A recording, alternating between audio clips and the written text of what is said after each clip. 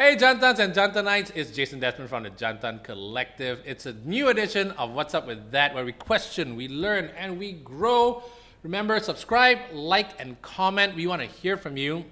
If there's something that we talked about and you have more questions about it, hey, tell us about it. Or if there's something that you want to talk about and you want us to get experts to talk about it, get in touch with us. Now, today's guest, well, she's got me thinking about a lot of stuff.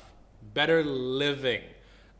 The PR business, and this thing, get this, Supparetreat. What's up with that? We have celebrity host, influencer, entrepreneur. Wait, Sarah, what else do you do? That's about it. You do so much stuff. Sarah Lian, an old friend as well. Yes, that's right. Man, Hi. and also VO talent. VO talent. The voice of radio The voice stations. of radio. 2 radio stations. Two, yes. yeah. So waiting for my third one next year. you gotta wait every 2 years for that happens, Just right? to ease off, yeah. What have you been up to? I mean, like COVID, because if people follow you on Instagram and stuff like this, right, they'll notice that you travel a lot. You love traveling, but COVID, you can't do much of that. Yeah, right? I can't. What have you been up to, really? Well, I have been at home. Really? Like everyone else. Right, yeah. Practicing safe social distancing. God, I don't know. I feel like I've been doing a lot of things, but also not a lot of things at the same time. I think you're right. I used to travel so much. I used to have a lot of projects where it would require me to travel, and now I'm just landlocked. Right. Because I remember at one point you were in Singapore, and for Singapore work, you also used to travel for work, right? You did the Lux show, right? That's right. So how's it feel to just kind of be in one place for now? Do you feel like, oh my God? I feel like it was necessary for me. Right. I feel like this was a nice clean slate for everyone, just to really kind of think about what's most important to you. The shows are amazing. Yes, I was on Lux Asia, where we travel the world in search of luxury. Yeah. So this is like Such a tough job. Oh God, it was like the best job ever in my life. But yeah, I think being at home allowed me to just kind of focus on like what I wanted and just appreciate what I had. Because there's so many people that didn't have a lot of things. So it really brought me down to like, oh my God, I'm just so grateful that I have a home to live in, that I've got food, that, if I can help, I can help. I wasn't massive on charity in the sense that like, there's some celebs that were out there like really packing bags and Making masks. and yeah, stuff, right? making masks and stuff. And I kudos to them. No, I think mine was actually creating safe spaces for people to be able to process a lot of their emotions, and I did that with Supparetreat. Right. We'll talk more about Supparetreats in a bit, but COVID though, did you know anybody who got COVID, or did business suffer from COVID? Business definitely took a hit from COVID for sure, because a lot of the stuff that I do talent management, and there's a lot of jobs that were canceled because the events were canceled. So that was tough, but really learning how to pivot during COVID was essential for my business. Because ultimately you are the queen bee of Suppagood.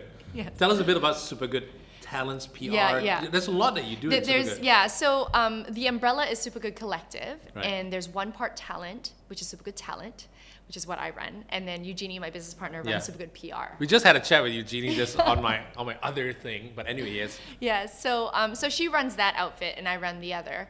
And then from Suppagood Talent, I have an exclusive talent management company. I also do influence marketing, and I have kind of created this new little entity called Supparetreat, Right. which was really a retreat for all of us to enjoy, and that has now turned into a space that offers empowering experiences, allows people to connect with themselves, connect with other people, become more confident in their decisions, and just have a time for themselves. It looks really fun though, and sometimes, because when we saw that, because Suppagood Collective, Yeah. and then we're the Jantan Collective, I'm like, I wonder if guys can get involved in this. Yeah. Really? Yeah, so our focus initially was just women, and I really still do enjoy that focus, but we have created different pillars within Supparetreat. So one is inner empowerment. It's a lot of the inner stuff like healing, your inner child, meditation, breath work, it's that kind of stuff. And then we've got life design, which is really giving you skills and tools to focus on freedom or success or whatnot. It's a lot of your mental stuff.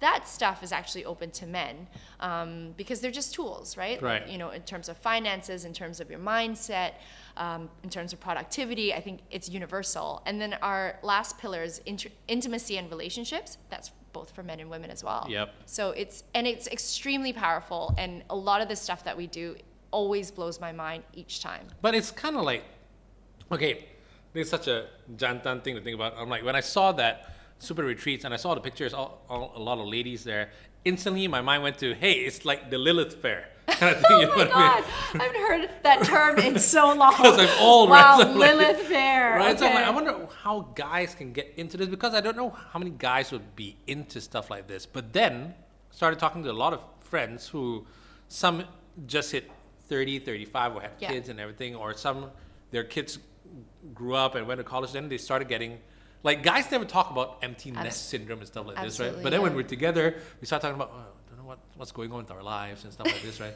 And I'm like, that's a great thing to get into. But how did you start? Did something happen to you that you went, I need to do this retreat thing?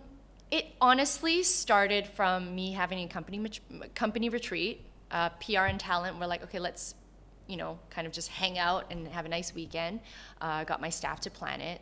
And my business partner, Pete, from my Suppagood talent side, Yeah. he was like, hey, this is really cool. Like, we all just came here. We all learned from each other. It was like just workshopping stuff or, my talents, like our corporate talks and things like that. So it would just be a chance for us to be able to critique it in a safe space. Like, how would you present it? And like giving you like tips and stuff. And that's really how it started. But then it had evolved from that, right? Then we thought, okay, maybe we'll just do the corporate retreats. So we invited 12 women from all walks of life, Yep. different types of, entrepreneurs, corporate, employees, small businesses. So these women came and they gave us their thoughts, and then we officially launched our first public retreat in January last year. Right. And so that's when a lot of the footage and a lot of the images come about. And we actually just focused on the woman that comes and how she's feeling. And I think when you talked about how men are feeling a certain way, I think actually universally everybody feels a certain way. If they've got a little bit too much time on their own, they start thinking things, right? And the thing is that society doesn't really encourage men to really look deeper. It's like, stop crying, like, Yeah, yeah. like it's very easy to just shut off. And so the detachment of you and your emotions, it's uncomfortable. So like, even if my partner were to see me cry, he just like, why are you crying? Like, it's just that kind of thing. Or if I'm crying, oh, I'm sorry. Like, why am I apologizing for the release of emotions? I mean, but it's because it's triggering something else in someone. Yeah. And But guys so, can't do that. Yeah, but the problem is that because they don't do that, there's so much conflict when it comes to opening up, when it comes to actively listening to a woman, or just actually just letting her just talk, because most of the time it's like, oh, okay, you fix it like this, or like you just Right, do, yeah. So the men have a propensity to want to fix things. Like, here's a solution, just solve it. Yeah. But sometimes women, we just want you to hear us out. We just want you to listen to us and maybe not even have a comment. Yeah. Or maybe just repeat after everything we say, like mirror what we say. Yeah, but we're sitting there like, Yeah. okay, I want to help you solve this. Yes. And I don't know whether women can tell from a guy's Oh, body for sure, language. Antsy. Yeah, I Right? mean, I'm like that too. I have a lot of like masculine traits, and so you just want to like, oh fuck, stop fucking crying. Yeah. Oh wait, can I say? Yeah, can I yeah. say- Oh right. Fuck yes. Stop fucking crying. Yeah, right, yeah. But yeah, it's just really, it's difficult for men. Especially, if you've ever gotten into arguments with your wife or whatnot, like, it's just, she just wants you to like, I just want you to say that like, it was really hard today. Yeah. And instead of like, well, you should have done this. It's like, no, that's Yeah. not what she wants to hear. And so we're able to pare this stuff down. We slowly peel the layers and the layers until you get to really what's going on. And so at Supparetreat, we've got 3 days, 2 nights, this weekend retreat, that you get to really explore that. And through the exercises, through the experience, you really get in touch with your truth. Mm-hmm. And I would love to do this more for men, but I'm not a guy, so I don't know how men operate. And I think I need to be very careful with that kind of stuff. Yeah. Especially men that, you'll feel judged. Society has one aspect on you, and then there's conditioning of your culture, where you grew up, your upbringing, all these things are what we call conditioning. So he mix all those things together, and as the guy's like, I feel fine. Yeah. You're the one with the problem. You go fix yourself. How do you know me so well? Right? So, I mean, that's what happens. But I think what I found is that these women will come to our retreat, they'll go back to their husbands, and the husbands will be like, what did you do? In a good way. They're like, wow, it was like as if she was renewed, like she had a renewed spirit, as if she was a new person. All these pains that you have, like, why is she talking to me like that? Oh, why is my boss like this? You start thinking like people are attacking you, but actually it's your victim consciousness that is really taking over. But the moment you're able to override that and be able to see that I have control over this and I'm going to change my narrative, you are automatically a different person. And so when you come to our retreat, and by the time you leave, you're completely transformed. You're transformed in a way that everything around you is still the same. Nothing changes. Nothing has changed. Right. Your husband still calls you fat. Your boss doesn't like you. Right. This girl's been talking shit about you. Nothing has changed. But the way you see it is completely different. And that's what's empowering. So every experience that I have in Supparetreat, whether it's a clothing swap for circular economy. Right. Which is brilliant.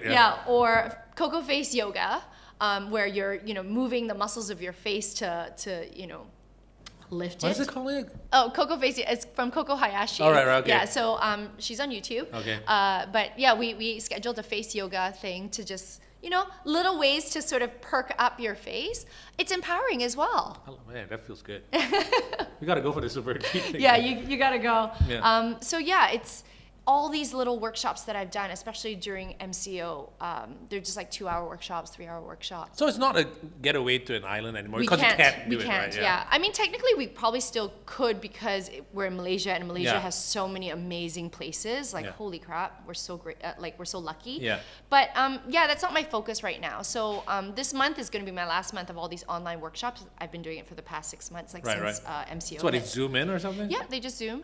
Usually it's like up to about 20 people, and the workshop will be really engaging. You're not just there like watching the person and stuff. You're participating, you're speaking, you're engaging, you're writing stuff down. There's journaling, there's closing your eyes, there's visualization. So you are participating in such a deep way that by the end of it, when we close the circle or when we close the workshop, people are like, holy crap, I didn't realize that this was this. I didn't realize da-da-da-da. And so you get so many more learnings that they sign up for another one. Right. So who's your target market though? I mean, who signs up for stuff like this? I would say is anyone that is going through anything and is feeling a certain way. I mean, who has come on? So we have had women from as young as maybe 19, 20 to about 45. Okay. Yeah, but on average, they're women that maybe just had a baby, are at a crossroads in their life, whether it is, just got married, new job, just moved to a city, just wanted to connect with people. Yeah. Like just a whole range. Like I wouldn't even say a certain type of religion or anything. Yeah, we always have an American. We always have someone from China. We always have a bunch of people from different parts of Malaysia. Very international. Oh, for sure. Yeah. I mean, because all my coaches speak English. I speak English. The whole program's in English. So it's really easy to understand. And I mean, most of my coaches, I think they all have like a British accent too. So yeah, it feels very international. And with my online workshops, because it's online, I was like, why am I limiting myself to only Malaysians? Why don't I expand? So we have someone from Hong Kong, Maggie. Maggie's a Qigong master. She's actually ethnically Korean, but she's based in Hong Kong. I've got Marcus. Marcus is based in the UK, but I think he's moving to the Mediterranean, he told me. Wow. Yeah, because he's a master diver. So yeah, all over the world, right? Why do I limit myself to that? And then people just get so much out of it. Like Maggie is a feng shui master and qigong practitioner and all of that, and so she looks at your birth chart. So last night we had a session, and it was about love, and she was explaining how all of us love, and within our birth chart, what kind of men we are attracted to. Did she do you? Oh yeah, she did me. How'd that go?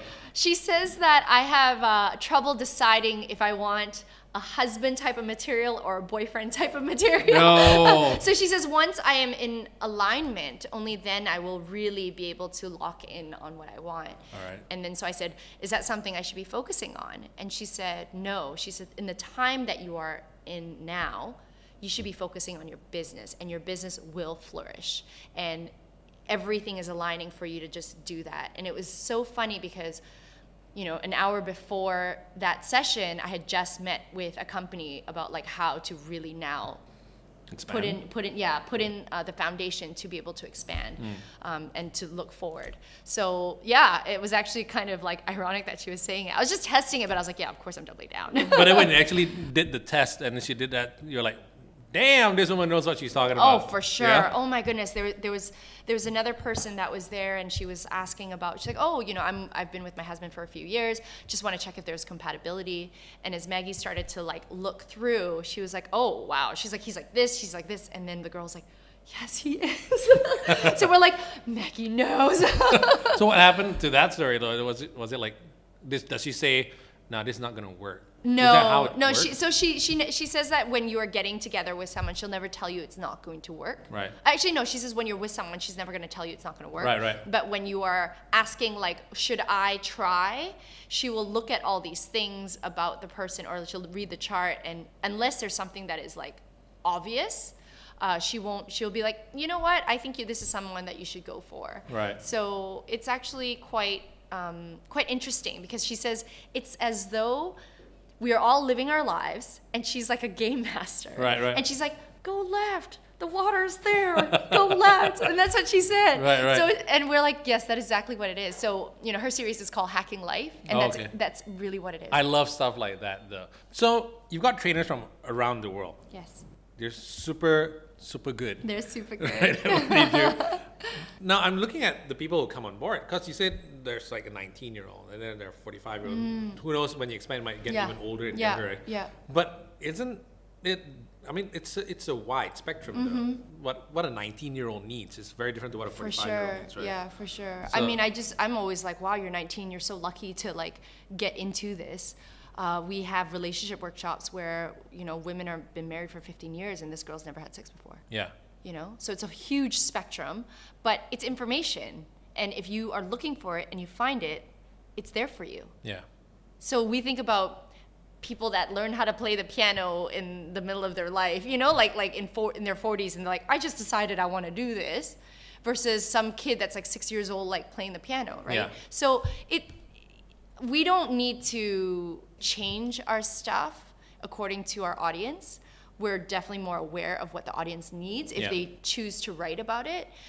Most of the time, I put a little scale in there when people are purchasing stuff, and I said, you know, out of 10, how do you feel? 1 being low and 1 being high. 10 being high, you know, how do you feel and why? And it's an optional question, and I always get a lot of people that answer it. Most of them are like 5, 6. Right. I lost myself. I'm losing myself. I don't know what to do. I don't know where to go. I'm feeling stuck in my life. You know, those are the things that keep coming up, right? Because for whatever is happening outside in the world, social media, what have you, these young billionaires, it makes you feel like I am not doing anything, right, and I live a crappy life, and I've been told to become a lawyer, and now I'm a lawyer, but I hate it, and it's like, oh God, you know, and then it's just like Groundhog Day, like every day is the same. Yeah. And so, people are starting to think about how they're feeling. They're starting to think about where they're at in their lives, and they don't know where to go. They don't know what to do. And my place is like Supparetreat, whether it's virtual or whether it is, you know, in person. In a getaway kind of thing. It is, it's an escape. It's a safe space. I wouldn't even say escape, because it's not like we want to take you out of reality, but it's a safe space for you to be like, okay, I was beat as a child, or I was this as a child, and I'm dealing with this now. Now it's coming, it's rearing its ugly head in my work. It's creating this mess with me and my partner. Or I wrote on a blog recently about, like, you know, a lot of the healing that I went through, and I was making my partner feel responsible for the pain that I had kept since I was a child. Like, it's so unfair. So it's your fault, I was but just actually like, it's not, you right? didn't do this to me. You know, like that was like my narrative. And I mean, a couple days later, I called him, and I was crying. I was apologizing. I said, I'm so sorry. that really came from a lot of pain, and that was really unfair, you know. And but had I not done all this work, I would never be able to realize that. I'd be like, you're the fucking idiot, you're the like, and just keep on going. But yeah, this is so different, and I think having that awareness has really pushed me to confront a lot of things that I never realized was there, or I never wanted to work on or unearth. But is it, because I just feel like this age, this, I don't know what you want to call it, like, do people need this more now, or did people need this way back then, but they just didn't have access to it? Absolutely. I think everyone's always needed this from way back. We think about our parents and the way they've raised us, you know, militant. You shut up, don't cry. Yeah, you know, yeah. You better Seems go like get work, though. Yeah, I know. I mean, that's what people say, but clearly, when you also hear about the high divorce rate, Yeah. I Yeah, don't that's know, true. you know? So I really think this should have happened from before, but none of us had that awareness. None of us had that understanding. And so the difference between us and maybe some of the other outfits that exist in Malaysia is that we're not spiritual. I think some people go towards that level of the chakras and the third eye and the opening and these kind of things. Right. And I'm not against it whatsoever. But for us, it's really just understanding your heart's truth. And really saying, how am I feeling about this? You know, where in my body do I feel tension? If you're talking to someone you don't like them, your body's like, oh, get me away from this person. You know, so that your body, you're having an experience, and it's hitting you physically. Then it hits you, you know, mentally, and then it hits you emotionally. You know, so there's all these little levels that's gonna get to you when you're experiencing something, whether good or bad. But if things, because I just feel like the internet, social media, and we're watching a lot more TV and stuff, and we're just getting this enlightenment. I don't know whether that's the right word to use. Awakening.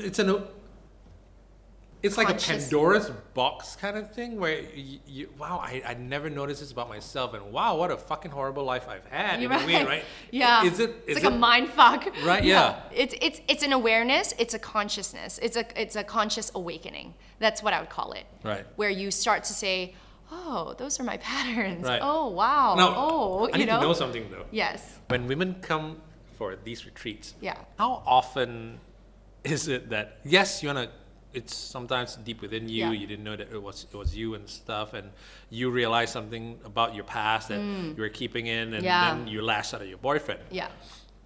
But how often are a lot of the problems that you have in your younger days or whatever, that it's kind of really like men cause this?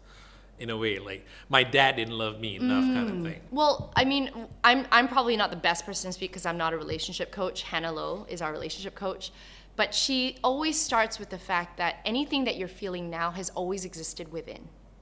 So if you have any wounds with your father or your mother, which is always your first relationships, that's actually where it stems from. So absolutely, you're right. I mean, I have a great relationship with my dad, but there were a lot of things that happened to me in my childhood that he probably didn't even realize had affected me because it's still my experience, right? So my dad at one time was working in Australia when we were still living in Malaysia when I was really little.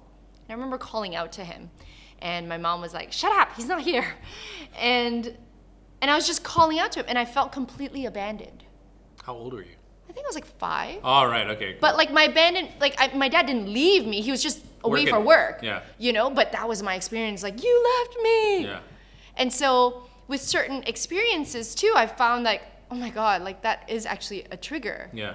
Because if you didn't have, let's say your dad was always around, like you don't actually have an issue with your dad. Or if your dad has always been there, or always, you know, if you're crying, he's like, I'll just sit here with you. Yeah. Like, I'm not gonna yell at you, I'll just sit here and, you know, wait until you finish crying, right? And being empathetic, you're less likely to have these issues moving forward, because you're like, no, actually my father figure has always been very comforting. This is unconditional love. But our parents didn't know what unconditional love meant. Yeah. Even though they do love us unconditionally. They didn't know about it. Yeah, they just didn't know how to apply it. Yeah, because it was a different time. It was a different time. I asked only because I know for a fact that guys are closer to their moms. Yes. Girls are... Mother wounds, father wounds, same and thing, his daddy's girl.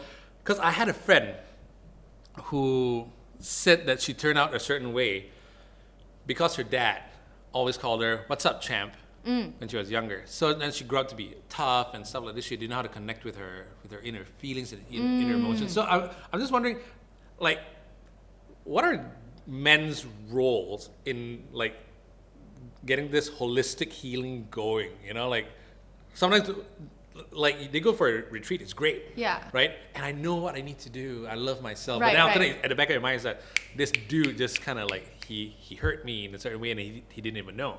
You know, what are men's roles in this? I would say the men just need to be more conscious Okay. of what they are doing and what they feel they need to do. So when I talked about fixing, like you're just antsy, like I already know what she needs to do. She just needs to talk to this person. Yeah. And you know, it's that like, why do you feel like you need to help her?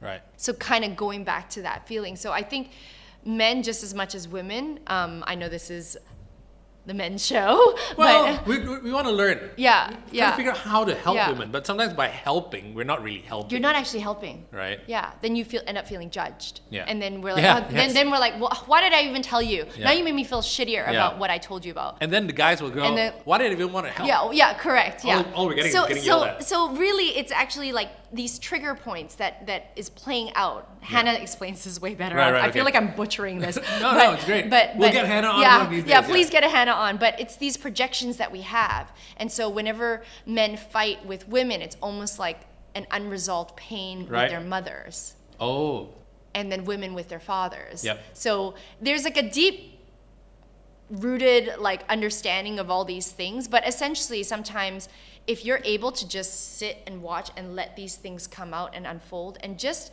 be there, not to fix it, but be there for the person and actively listen, and just if let's say a girl is saying, you know, my bag was snatched and I was really upset, the first thing the guy would say, well, who asked you to hold it like that, right? And she's just not saying that it wasn't her fault because of that, but what the guy would say would be, I'm sorry that happened to you. That must feel really crappy. You must feel this way. And she's like, yes, I do. right. And that's it.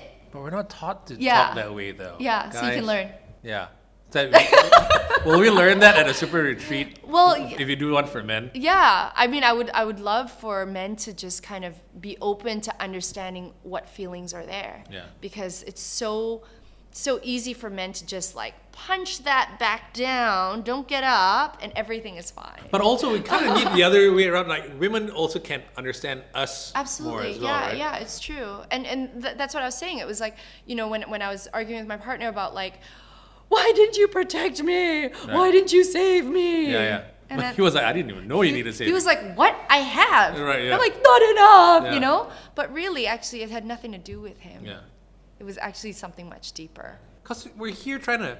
We're all trying to connect. Yeah. We're all trying to connect, but you know, we play our pains, and then you know, someone, either the girl or the guy, gets really defensive. No, I didn't say that. Oh no, you are. You know, then you attack, where the other person's like, just tell me that you understand how I feel. Right. That's it. But for guys, we're like, I just got into a car accident. Oh my God! Is the car okay? Yeah, Right? exactly. Or like, you know, yeah, exactly. But you're not focused on the person Yeah. that's having that experience and saying, you know, if a baby is crying or throwing a tantrum, you're like, what do you want? They can't even focus because there's so much anger, there's so much frustration, they don't have the words, and you're just gonna sit with them. Right. You just sit with them until they calm down and say, are you ready to, you know, do you have words now? And they'll say, oh, I just wanted this. Okay, you know, that's it. Did you learn all this along the way, or were you like, man, I got all this information, I got to put this all in a super retreat and just do this? Well, I have amazing coaches. I have such amazing coaches, like Asha Gill, who is phenomenal. Like she has like gravely improved the lives of so many people, just being able to get past their blocks, getting past their demons, getting past their monsters, the things that they say in their head, and just elevating themselves to a next level. That's Asha. Rachel is so enigmatic, and she works with Hannah closely, and this is all our women's stuff, you know, the womb, the heart, your love, your mind, your wisdom, your medicine, you know, all this kind of stuff that we do. She just offers herself, and that's what we do as coaches, and when we explain how our program works, is that nobody's above or below. We're just extending like our knowledge of whatever we have learned and taught and all that, we're just passing it down to you. It doesn't mean that we are void of all this pain. And I think that's what the participants feel, is that when they see us crying and working on our stuff, they know it's real. It's not like, oh, I don't need to do it. You do a level 2, it's not like that at all. I don't dismiss it. So every time we have a workshop or an experience or a retreat, I'm participating in it. Right. And you're learning as well. And I'm learning as well, because there's a lot of things that I need to unearth as well. Yeah. So I'm just like wearing all these wounds on my sleeve. Basically, I'm like, this is my pain. Yeah. Right. But get healed. But the more you're able to have awareness, consciousness, that awakening, the more you're able to not feel so much shame and guilt about it, or the pain that is covering it, right? That little secret that you don't want anyone to know. That it's okay to be hurting. Yeah, it's okay to be hurting. And I think you're like, when you asked me earlier, like, do we need it now? I think more so now, where a lot of these things are now permeating past the surface and into our relationships, into our workplaces, into our communities, into our marriages, like into our families. It's starting to come out, and you're like, I don't want to be my mother. Yeah. I don't want to be my dad. I'm doing this to my child. I'm hitting my child, and I don't know why this is happening. Yeah. And it's just so much stuff that you're thinking, oh my God, like, I can't. Yeah. What am I doing? I'm not like this. Yeah. And I think when I said, is the internet causing all this? I don't mean like, oh, you're watching too much of this stuff and it's fucking up your mind. I think you're seeing so much more, and you're so awake, I suppose. You're woke, I suppose. I don't know. You're woke, yeah. Right? And then you see, wow, I don't want to do all that. Yeah. Now, Super Retreats online, at the retreat itself, it empowers women. It's all about empowering women. Where do men fit into this? Should men help to empower women, and how do we do it? Wow, that's a really loaded question. Let me look through my feminist Yeah, exactly. stuff. It's a feministic thing, right? Because when we think about empowering women, you need to give women this. No, it's not that. Right? It's the shift of the narrative. I really believe it's the shift of the narrative. So with men, it's like, oh, what? So men can't do this? It's like, no, men can do whatever you want, but you also have to look at how the women are seen in that light. I mean, only recently we talk about sexual abuse victims. We call them survivors now. Right. Okay. Like, that's a change. That's Yeah. a shift in the narrative. Yeah. Even it's like, oh, I go to the club. Oh, what were you wearing? Asking for it. Well, no, nobody asked to be raped. Yeah. Even if you wear a short skirt. Like, Yeah. What's the reason of why people get raped? Because of rapists, right? Yeah. And so, in regards to men, it's saying, let's not tell our daughters to be a certain way. Let's tell boys to be also open to the fact that there's a lot of people that are out there that are, we're in the same place. So I feel like with men, it's just being open to the fact that women have the same rights. That's the feminist agenda, is actually we just want equal rights.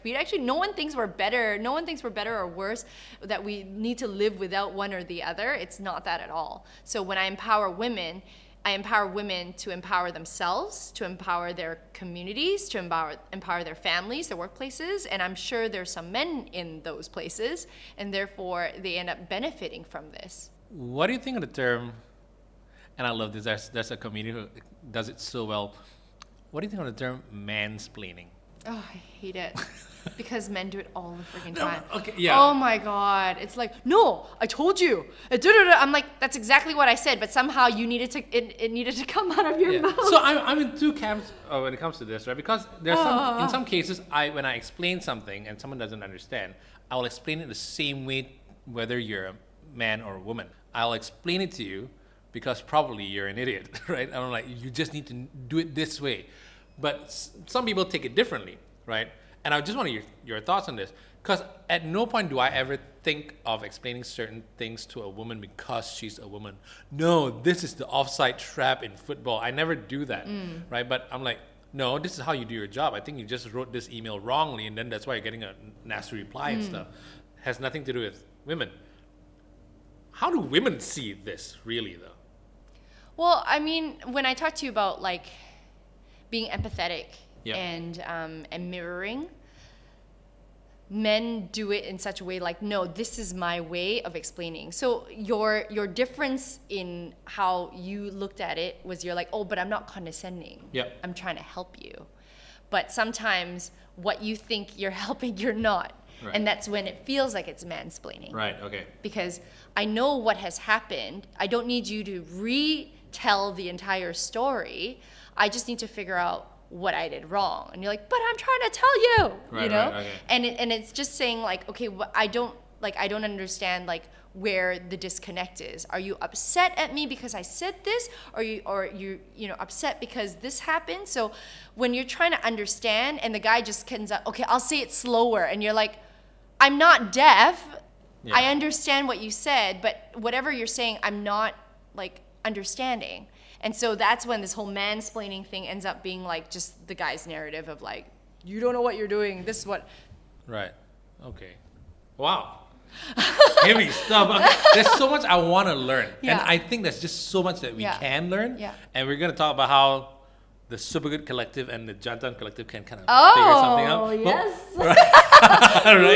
Yeah, the boss is right there. It's like, oh, we can think about something. But what is next for Supparetreat though? Are you hoping that things open up again and you can start doing your 3-day, 2-night things again? Yeah, I really wanted to still continue that, but I think, as I said, with COVID and the whole shutdown and putting everything online, Yeah. it's really opened up to a lot of people that wouldn't have been able to come physically to our retreats because they live in the UK, they live in Singapore, they live in Perth or whatever. So I'm just sort of exploring things business-wise, Yep. different business models,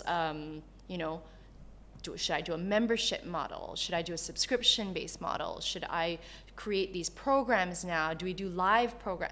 So I'm really exploring all these things. So it's so hard for me to tell, but I do want to continue this. I really want to continue exploring this.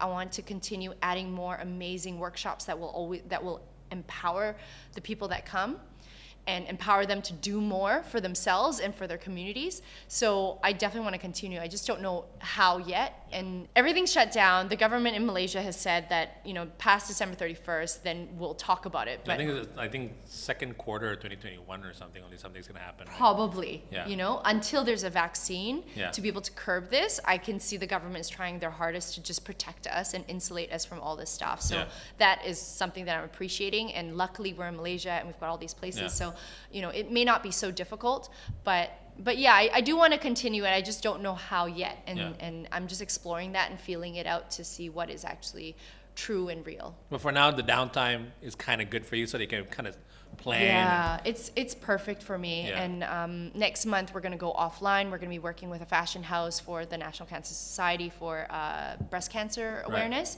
And so we're creating these experiences. They're going to be in person, but they're smaller ones. And yeah, I'm really excited for that. Did you think that you're going to be like?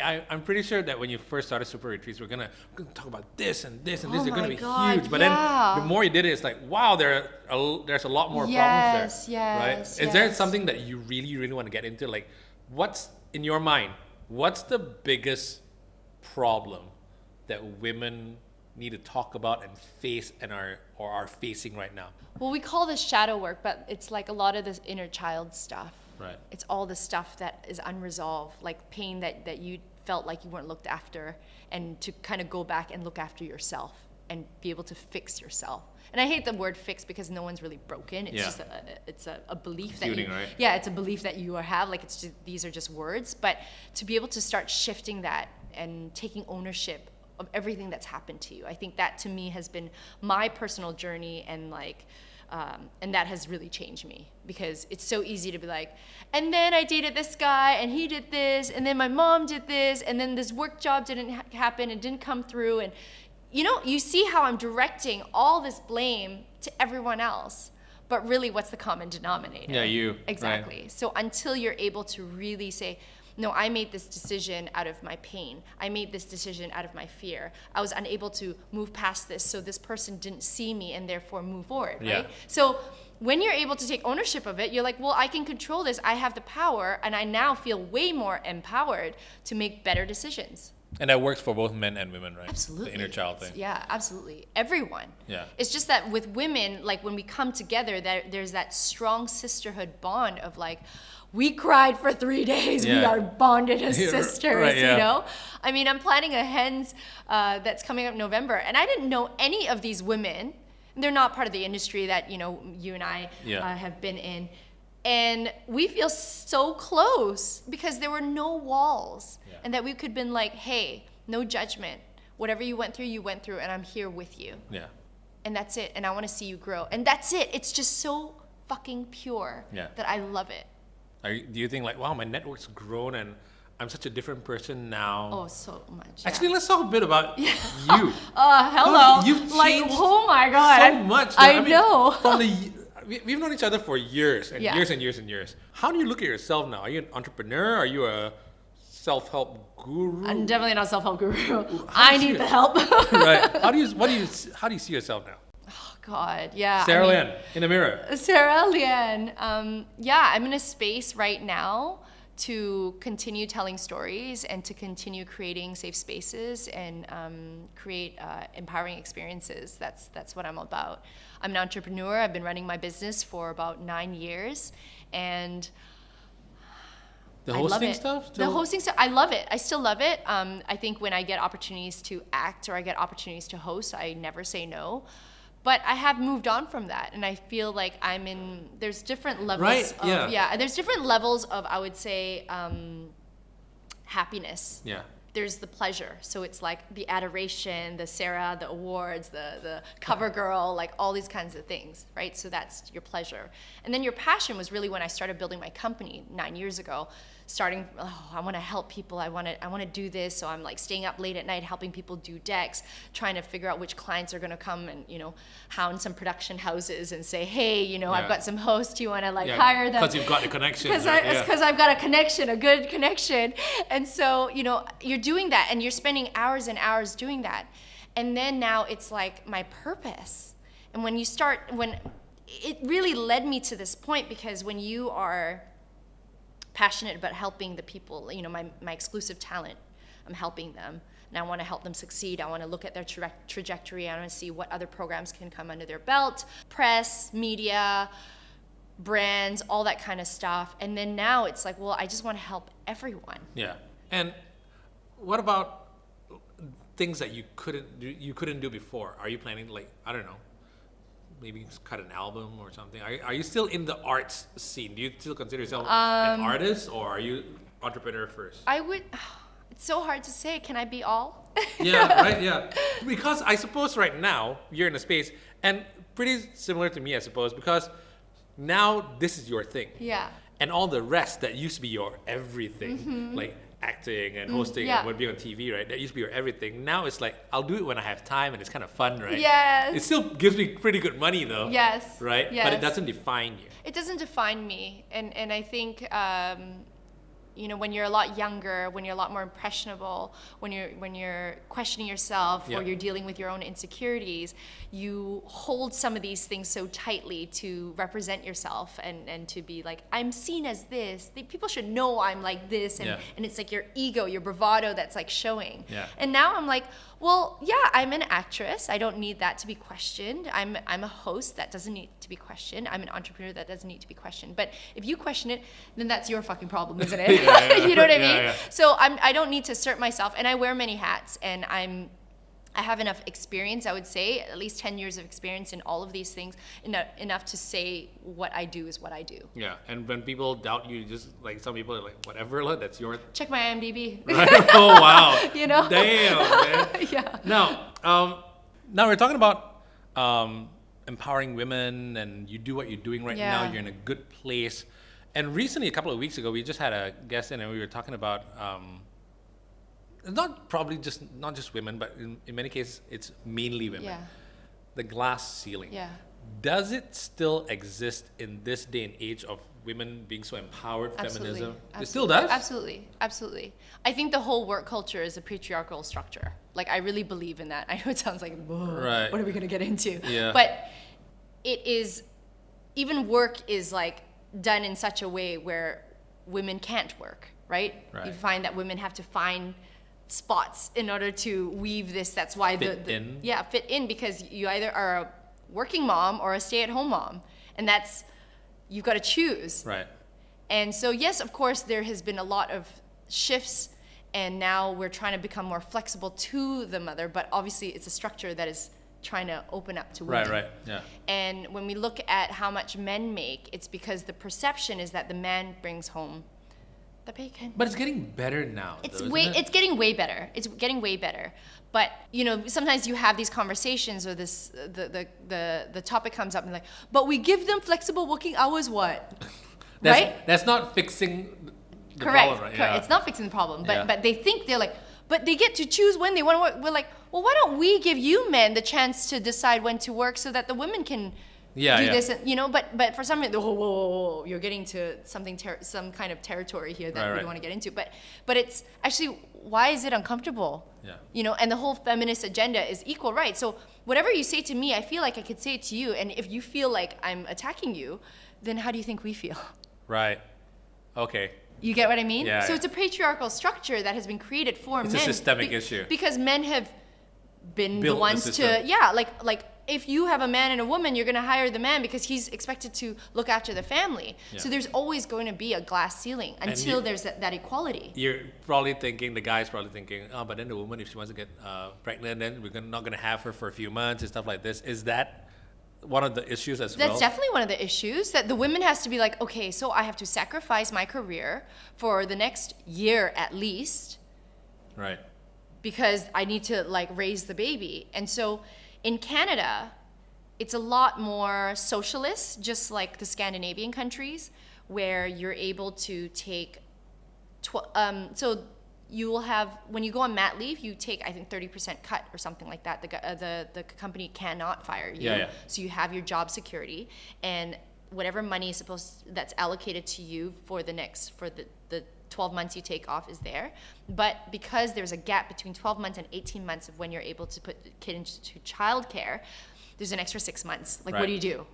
Yeah. So now the government has said you can actually extend that 12 months pay into 18 months. So you're with the child for 18 months, and then you can send them to daycare before you go to work. In most of Western Europe, if I'm not mistaken, I think it's in the Netherlands, because my brother-in-law is actually Dutch, right? So at one point he took paternal leave, and he was at home taking care of the kids and Absolutely, everything. Right? absolutely. So my brother just had a baby. Well, him and his wife had a baby, and I asked him. I said, "Are you going to take paternal leave?" Because he can. So what would happen is that within the 18 months, the husband and the wife can show for in their companies Yeah. that like my wife's going to take this much and I'm going to take this much. Yeah.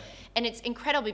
It's incredible because the child will then be able to bond with the father Yeah. as it bonds with the mother. Right.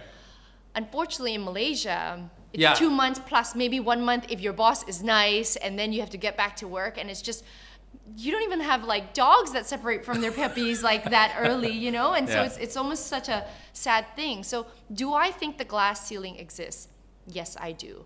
Do I think we've made strides in terms of the female workforce? Yes, I do. With this whole COVID pandemic, women having to juggle some kid coming to class and also being a housewife and also having a full-time job. Yeah, it's very tough. But these are all things that we're learning, right? No one expected women to work. A lot of women weren't allowed to work. In Saudi Arabia, like, you still need to ask for permission. Yeah. Now right? they're driving, man. Yeah, now they're Yeah, driving. brilliant. So, I mean, we are making strides. Women are feeling a lot more empowered. I think our government has a lot of women that are in leadership positions. Yeah. There is always that whole male fraternity that women are not a part of, and that exists. Just like how women have our sororities that men are not a part of. Yeah. Like Supparetreat. All right. For now. Not yet. For Yeah, now. exactly. For yeah, now. yeah. So you're doing so much. You look like you're at peace with yourself. There's some calm. You're learning a lot of stuff. But let's talk about love right now. Where are you at when it comes to matters of the heart? Are you in love? Are you with someone? Are you not with someone? I'm in love with myself right now. What does that mean? Okay, right. So you are. No, you're not. You're Yes, I mean I'm in love with myself. Like I'm in a really good place right now. I have gone through a couple relationships that I put my eggs in that basket, and I was just like, oh, this is gonna be it for me. And you know, you're thinking, oh, like for me, I'm in my late 30s, so you're like, oh God, you know, I wanna have kids, and I wanna get married, and it like doesn't work out. And so you're like, oh my God, my world is crumbling. But I thought I was gonna have that experience. I did with my last relationship, but with this one I didn't, you know? So I'm actually in a really great place, and it wouldn't have come, I wouldn't have come to this place had I not gone through the work of like, what's wrong with me? Why can't you do this for me? And like, and that narrative playing out. And it's just the moment I switched from that victim mindset, everything changed. Because you needed to work on yourself first. I need to work on myself. Yeah. I'm in a place right now where I'm just being very conscious. So it's not like, okay, whatever lah. If this guy likes it, okay lah. You know, like just to feel desired, to feel wanted, to use my sexuality to you know, attract men. For me, that's not where I'm putting my things anymore. You know, I think for me, it's really just saying, I'm taking this step. How does this feel?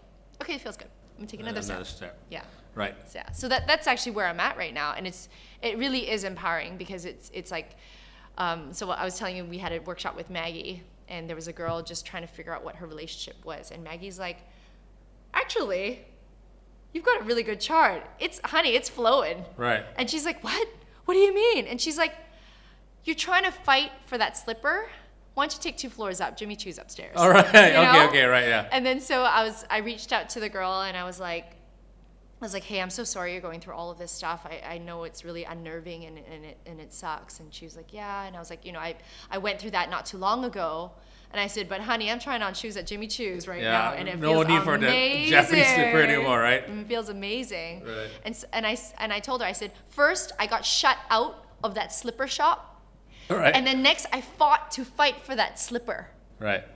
But when you have found your worth, and when you have like woken up, you're like, fuck this shit. Uncle Jimmy's calling you. Uncle Jimmy's calling, baby. Yeah, that's where I'm at right now. It's great to just feel love for yourself. Right? Oh, yeah. Which is great, because we want to ask you a few things about how we men can be better. Okay. Right. So, what do you think of men? That's not necessarily love men. Right. Yeah. I love in men. general, right? So, we think women are great. We love women. Great. And you think men are great. I love men. But in general, though, Malaysian men from the West, Asian men, how do we fare if you were to put it all in place? I can't. Because you've had some experience. I've had so many.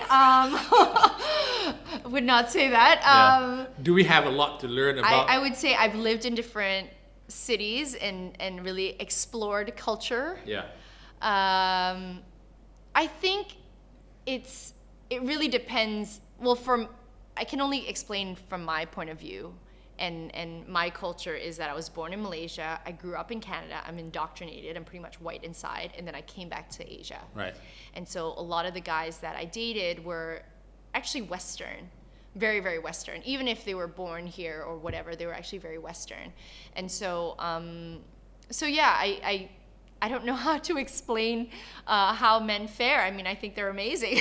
I love men. This is all So, like, Malaysian men compared. What kind of answer are you trying to look for? No, just like what do I have a choice of to be better men? Like what are Malaysian men's failings? Like what do we lack that we need to do better at than our Western counterparts? And what can our Western counterparts learn that? Because I hear some women say, I dated an Ang Moa, and they don't love you as much as the Asian man. Asian men will run around circles for you and stuff like this, right? I think there are cultural differences, and there's also conditioning. You know, depending on the guy's mother, right, he would know how to treat a woman, right? So some men are way more like, I'll pay for all the bills, and some men are like, oh, we go 50-50. What did you eat? Yeah, you know, and it doesn't matter if they grew up in Asia or they grew up in North America. I could get both of them. Right. I could get the same kind. It really depends on the guy. I would say an openness, because I think what because I've changed so much, and I would say actually in the past few months, I've probably made the biggest changes, is that openness to change and openness to see something else. And I think on both sides, actually man or woman, but let's say in the context of men, that is something that is more well received, is that they're like, oh, no, I'm normally like this. Oh, I'm very much like this. You know, when you're so stubborn and you're like, no, but this is my way, and you're inflexible, makes me see that you are afraid of change. Right. Because it could change and it could not change, and you have no control or power over it. Right. Okay. Right. So if you're flexible, but you don't bend over backwards for everybody. No, right? you have boundaries. Yeah. Right? You have healthy boundaries. I would not date a man that has No backbone. no backbone or is like dating someone else. You know, that for me is just like, I'm sorry, that is a betrayal. That is a trust betrayal. Right. On so many levels that I would not even engage with you. I mean, I think before when I was single, my cousin was like, hey, you know, if you met an older man and he wants to bow, you know, like how? And I was like, how? Seriously, how? And then, but he will leave his wife for you. I was like, well, then I wouldn't want to be with him if he can just leave his wife like that. Yeah, Like, because then he can leave you at any time. correct. Yeah, Like, right. what the heck, Yeah. you know? Or people that would cheat or like, oh, I'm single now, and I'm like, okay, it doesn't mean I'm gonna go out with you. Yeah. So It's like, good for you. Yeah, Whatever. like okay, Yeah. you know. But yeah, I think it's just that openness to be like, that's what you like, or that's what you prefer, or that is something you enjoy, or that's something that my family practices, or I would love for you to be a part of it. Wait. When you say that, Malaysian men need to be more open, or Both sides. Right. Both sides. Yeah, both sides. Because I sometimes think that Malaysian men expect wives to be like Western men are like, hey, if my wife works, it's great. Okay, it's equal this, equal that, and everything. Do you think Malaysian men are there yet? Well, I know the men that I dated wanted me to work. Yeah. So, but I just didn't date the men that were like, or I didn't attract the men that were like, no. Cannot, I must stay at home. Yeah. No, I don't want you to work. Yeah. You know, and Right. I'm like, okay, that's weird. Yeah. But My mother think that you should stay at home and yeah, make baby. I mean, I had a friend that like got pregnant, and she was like still like applying for a job, and she says, no, I think I'll work for the next 8 months or whatever until I can't work, and then people are like shocked. Right. And then I was like, why? It didn't even faze me because I've worked my entire life. Yeah, but to some people it is. So it's just conditioning. It's just cultural conditioning. If you see your mom has been a housewife for how many years, she just didn't work, you just don't even question someone not working. Right. Yeah, so it's just a difference in the way they see their own family and their future, really. So what do you look for, really? Now that you've changed, you said in the past few months Yeah, you've changed. already, right? yeah. What do you look for in a man? Not saying that you want to be with a man right now. Correct, yeah. What do you look for? Is it, I mean, forget about looks and everything, right? But what is it that you look for? Well, I'm really straightforward. So I want to be with someone that will challenge me. I want to be with someone that can communicate, that won't hide from their feelings, and that we can actually just hash things out, you know, openly.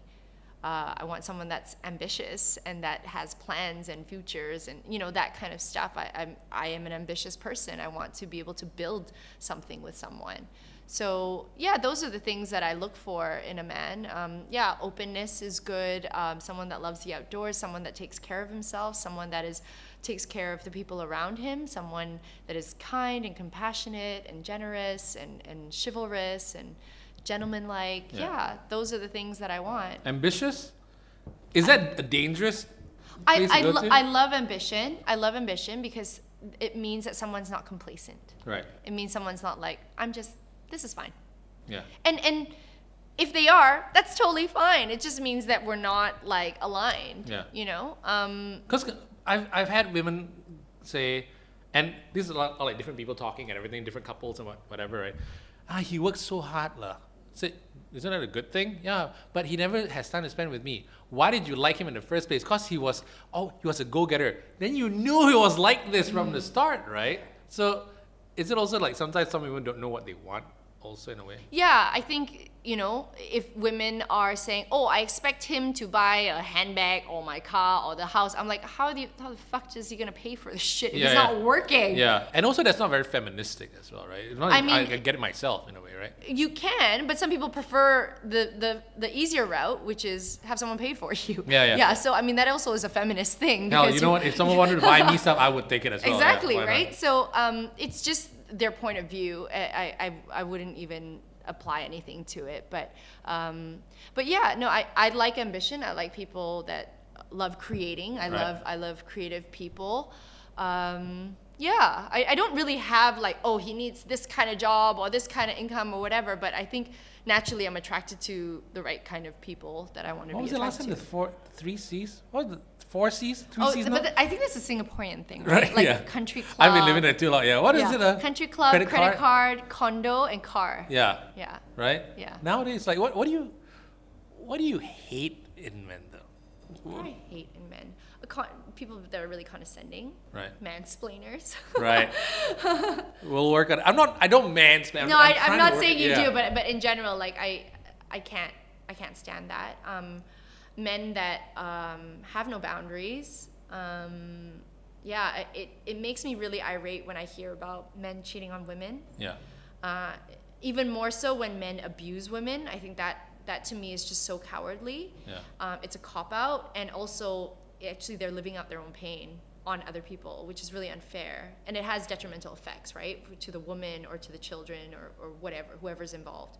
I mean, those are the things that I would stay away from. Anything specific, like he cannot dig his nose at the dining table while he's on a date with me, or stuff like that. That for sure. Definitely. That for sure. Right. Maybe at home, okay, but right. but other than really, that, you'd be okay with that? I'm like, well, I think honestly, hey Sarah, people pick their nose, okay, Yeah. but yeah, I don't. I mean, I can't think of anything right now that really is like glaringly obvious of like what I want or what I don't want. So this guy's like, oh my god, he's a perfect guy. He gets me. He challenges me. Yeah. He talks to me. And when I'm going through something, he finds out stuff about me. Yes.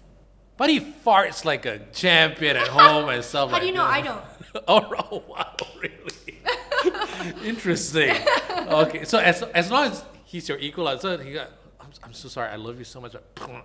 There you go. Hold on. Here's mine. Right. I feel a challenge. Right. So that's equal, right? Yeah. I mean, I think it's there's like different levels of attraction and there's different levels of love, and on the basic front, it's like the aesthetics of it, right? Oh, I want him to be good looking. He has to be this tall. Right. He has to be this ethnic background or this religion or whatever the case is, and then you go into like what really makes your heart sing. Oh, he connects with me, this and that. But it's the forward thinking. To me, what is most exciting about meeting someone is seeing their vision, because that excites me. Because I have a vision too for myself, or that's where I want to go. But when you're in a partnership, I truly believe that it's not dictated by one person. Right. It's that we both thought we were heading this way, but somehow we've crossed paths, and now what do we do? Right. What do we do? And I think in a relationship that I was a part of was, this is what I want, so you just take it or leave it. Yeah. And I'm like, okay, I'm gonna go. Right. But it's absolutely his prerogative to be headed in that direction. He just will find someone, or if he chooses to find someone or not, to follow that. Right. And that's it. Yeah. And I think when you have that maturity, or after, for me, I'm like, fuck, I've had so many fucking relationships, but like after you've gone through all this shit, you're like, there's nothing wrong with you. You're an amazing person. I love you, and you are like a brilliant, beautiful human being. But what I want right now in my life is not aligned with where you're at. And I can't continue trying to make you something you're not, and you can't make me something I'm not. And therefore, we have to leave. Right. It's just that. Recently, at a get-together kind of thing, and all the husbands were together, and they were talking about football and stuff like that. And all the wives were sitting around, and they were talking about all the things that they were talking about. And suddenly, it started to get a bit heated, because someone actually said that they heard something on radio and said, like, this ad said, women only go for men with money. That's not true, and this, that, everything. So it's an age-old discussion. Yeah. And then someone else said, no. Actually, you know what it is? It's not about money. It's about a man with power. And then I'm like, then all the guys we just overheard is all like, well, none of us have money.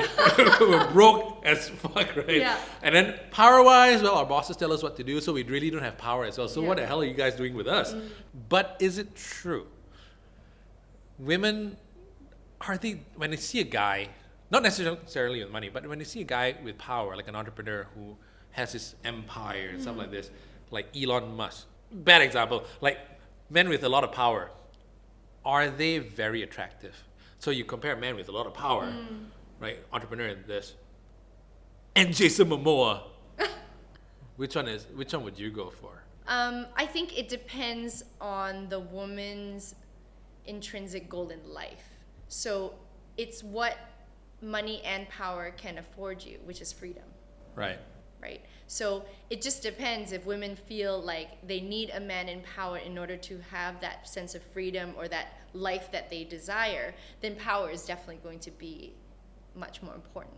Whereas if you're, let's say, in a place that, I don't know, it's like egalitarian society, Right. and actually you just need money. Yeah. Yeah, you go for money. Because money can Get Yeah. you a lot of things, Yeah. absolutely, right? Yeah. But at the same time, you also don't need power, Yeah. right? But yeah, I do think that, like, I mean, if you asked me to pick between power and money, I would definitely pick power. Because power is seductive in many ways. Power is seductive because it shows the man's ability to protect, it shows the man's ability to look after, it shows the man's ability to scheme, or I don't know why It's an power alpha is a male. negative thing, but yeah, like yeah, Right? that's what it is. And that is a natural instinct of women to be around men that can protect them and protect the family or the brood or whatever it is. So that's why power would be attractive to me, Right. more so than money. Yeah. Because if this guy can jalan or whatever, then yeah. Yeah. Compared to a guy who inherited a chunk of money Yeah. and he does nothing Yeah, I mean, I party. think in my life I have come across with kids that, or I hate saying kids, but they weren't kids, but like men that but... Ooh, Sarah. These children, kids these days, fucking boys. Right. No, these men that had inherited a dynastic, like, family wealth and stuff, and I think there's a lot more going on there than actually just the money being passed down, because then whoever they bring into the family is going to be looked at a certain way, Right. or the immense pressure they feel from having that kind of money being passed down, or that kind of pressure also affects them. So when I look at things like that, I'm always like, ugh. As much as you're like, oh, but he has so much money, or his family is this or that. Yeah, I mean, that is a factor, but it's not an important factor. Yep. I think every woman, I would not say that, like, I want to date a poor person. I have dated poor people before, but I dated them because being poor or whatever was so low in my value chain that it was not a factor, because I was making money. So to me, I'm like, I can look after myself. Yeah, I can probably look after him too. Okay. Right. You know. Yeah. So yeah, that's kind of the way I looked at it. But it's really what kind of life you want, and who your partner will be in order for you to afford that. So I'm in a place where I make my own money. I look after myself. I've been looking after myself for the past 15, 16 20, yeah. years. Yeah, 20 years. Actually, 20 years. Yeah. Yeah, I've been working on my own for about 20 years. So I'm used to looking after myself. I'm used to knowing what is within my limits and what is within my means. And so if I'm in that space, whoever comes in and wants to enhance that, I'm going to say yes. But if you take away from that, or you make me pay for more than I need to, I'm just like, what the heck? I'm better off alone. Yeah. So those are the things that I think of. But yeah, I mean, I'm definitely not surprised if women just want to be with men that are powerful. Yeah. What would you say? You've grown. You've like we've Have I? we've been through this. I mean, we've been in this industry for a long time. We've known each other for so long, right? But I think we both have changed already. Yeah. What would